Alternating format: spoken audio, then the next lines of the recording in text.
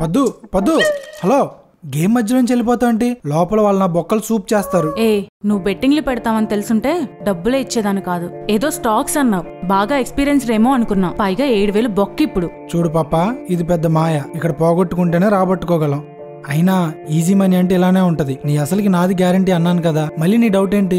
ఏమో, నాకు నమ్మబుద్ధి కాలేదు. ఇదిగో ఇలా ఆట మధ్యలో వచ్చేస్తే తర్వాత నన్ను నమ్మరు. సరే, ఒక 10,000 ఇవ్వు, నీకు మళ్ళీ తిరిగి ఇచ్చేస్తాను. ఆలోచిస్తావే, త్వరగా ఇవ్వు. ఒక 10 నిమిషాలు ఇక్కడే వెయిట్ చేయి, నేను మళ్ళీ వస్తా.